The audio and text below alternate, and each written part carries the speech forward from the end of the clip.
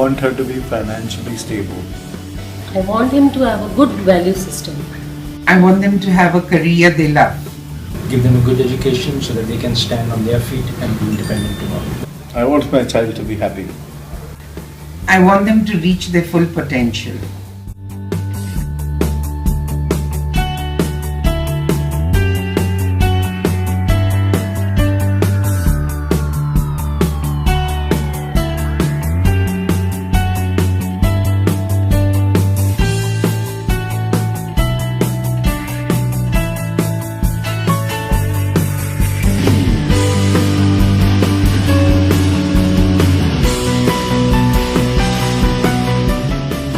The younger generation now come with a very strong sense of entitlement. So they really come with this attitude of, I desire before I deserve. And I think it's a huge trend that they think that, I'm the best, I'm skilled, I bring you capabilities, which are unique. I think young people don't have the patience and they want to grow, so their need for growth is much more higher in terms, so if I get somebody from the campus, they want to grow every 2 years irrespective of whether I have a role or not.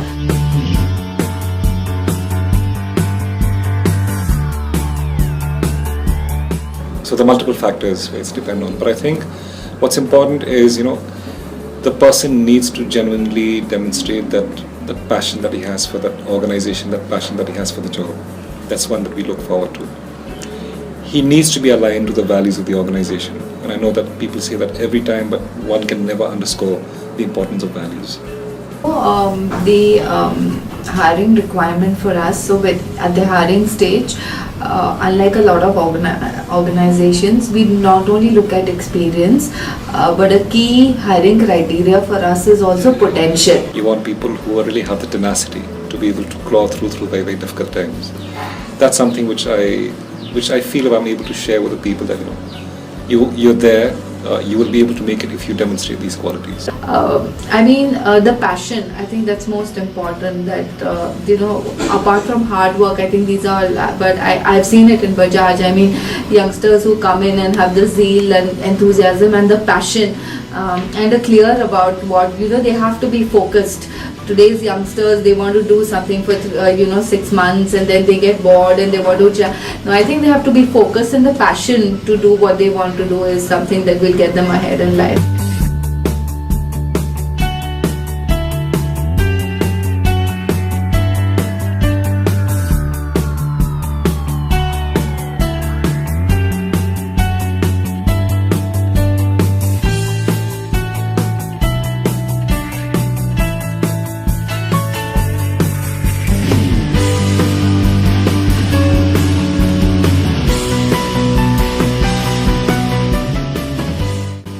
Inclusive school, and by inclusive we mean that we take in children with different needs and from a variety of backgrounds. The curriculum is very dynamic in the sense that we're very open to a new technique or a new way of learning, and we've done away with a lot of unnecessary stuff. So there's a lot of flexibility, there's a lot of creativity.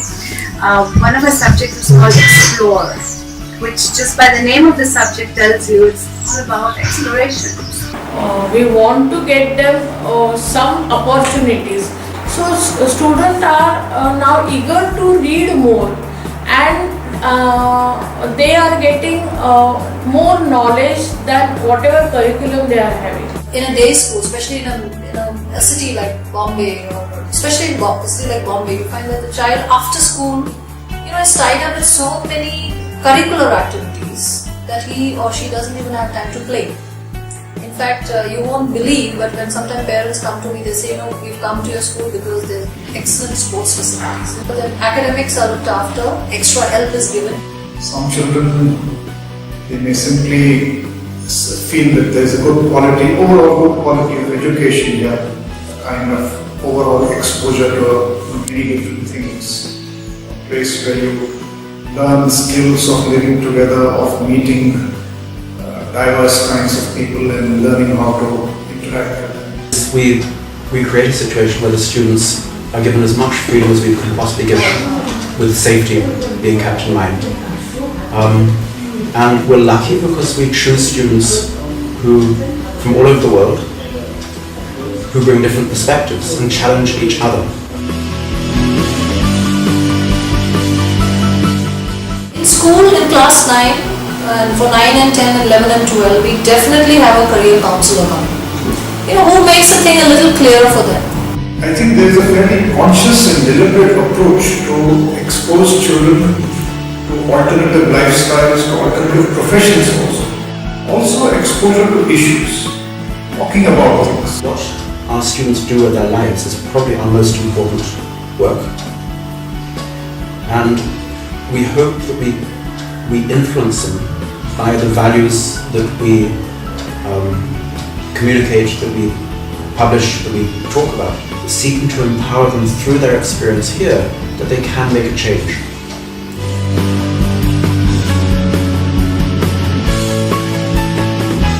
Whole system is focusing on competition and competence, but nobody's talking about confidence. I wish the parents' mindset should change. Actually, they should, before going outward, we should give them lot of knowledge about outer world. A school should provide lot of guidance for them. If I'm talking about the 9, 10, 11, 12, I would give them the choice or the power to make that choice, where they can freely decide what they want to do. Ultimately, one of the most important components of a school is the teacher. And today, one of the greatest difficulties of school education in India is the very negative feeling that most people have towards the teaching profession itself. So it would be a wand of empathy and compassion. Okay. And I think those two qualities would, filter into the hearts and the minds of individuals. And beyond that, so my magic wand actually gives all of these individuals magic wands themselves, so that they can take that gift and communicate it onwards to others.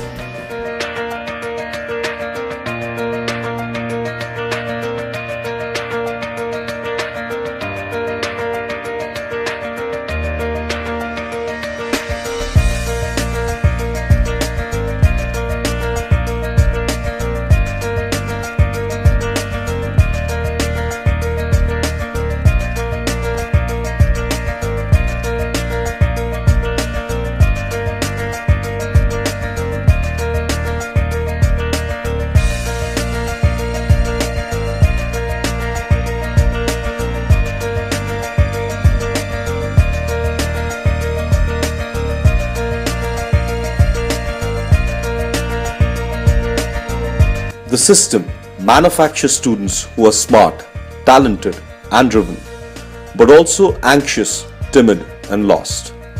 With a little intellectual curiosity and a stunted sense of purpose, trapped in a bubble of privilege, heading meekly in the same direction, great at what they are doing, but with no idea why they are doing it. Life is more than a job.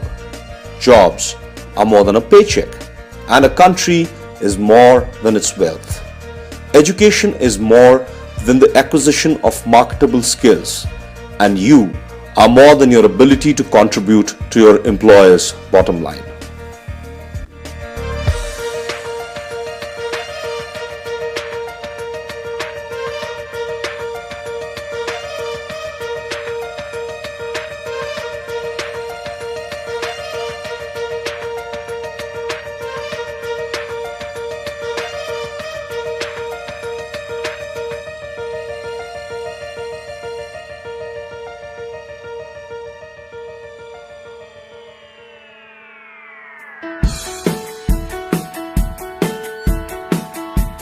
If you guide them, which is good for them and which is not favorable for them, so that they can channelize that time only.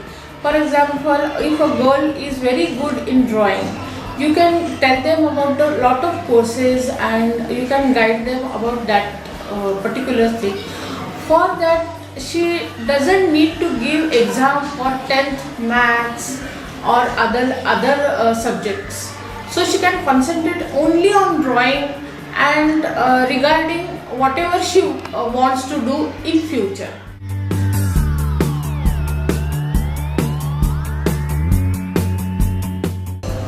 Children require certain skills which will help them which will enable them to face the challenges that they will find tomorrow. I think as an educator, as an individual, as a parent, as a teacher, we need to enable our children to acquire those skills.